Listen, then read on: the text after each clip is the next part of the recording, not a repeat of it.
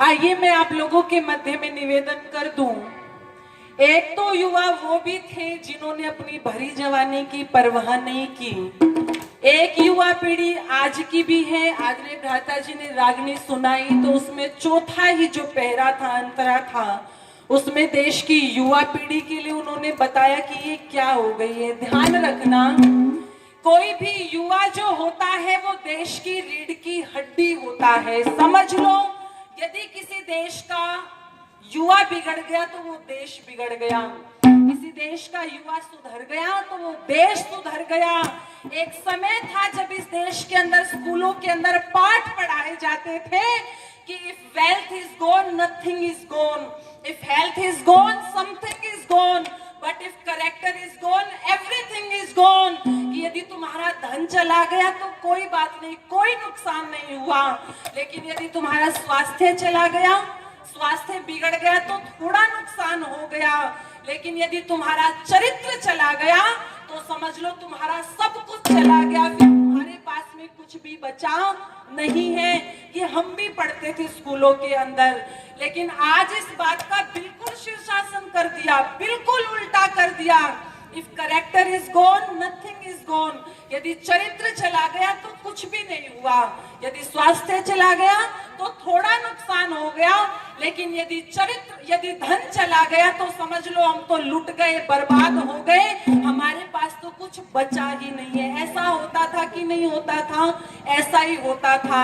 यदि गांव के अंदर कोई लड़का या लड़की गलत हरकत कर जाते थे, जैसे आज तो ये बातें नॉर्मल हो गई है ना, लड़के और लड़की भाग करके शादी करते हैं, उस समय था जब किसी गांव के अंदर लड़के या लड़की ऐसी हरकत कर देते थे तो उसके माता पिता मर जाया करते थे।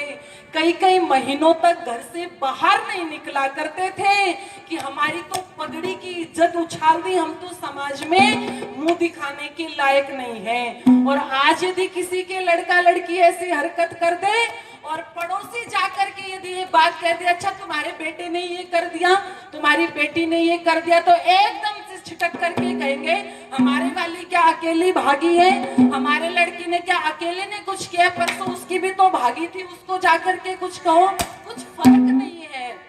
इज्जत को कुछ समझा नहीं जा रहा, अपनी पगड़ी की शान को कुछ समझा नहीं जा रहा। ध्यान रखना, महर्षि मनु ने कभी कहा था, एतादृश प्रसूतस्य सकाशात् अग्रजन्मनः स्वं स्वं चरित्रं शिक्षरन् पृथ्व्यां सर्वमानवाः।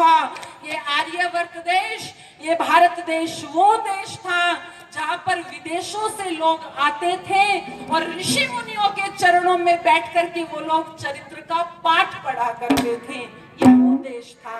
इसलिए लिखा, चरित्र और आचार यहाँ का था मशहूर जमाने में, मगर आज भारत का गौरव लग रहे लोग मिटाने में, मगर आज भारत का गौरव लग रहे लोग मिटाने में।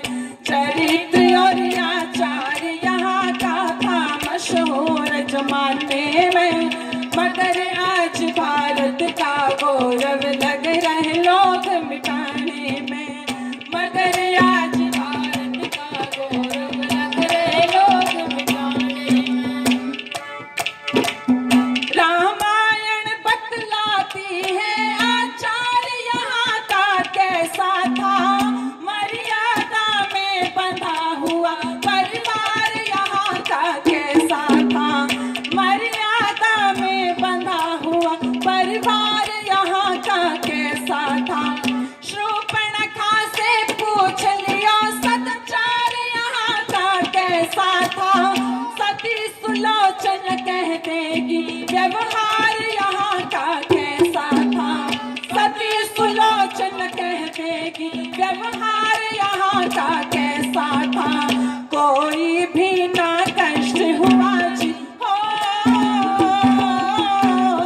कोई भी ना कष्ट हुआ उस लाशपति की लाने में, मगर आज भारत का गौरव लग रहे लोग मिटाने में, मगर आज भारत का गौरव लग रहे लोग मिटाने में। चरित्र और आचार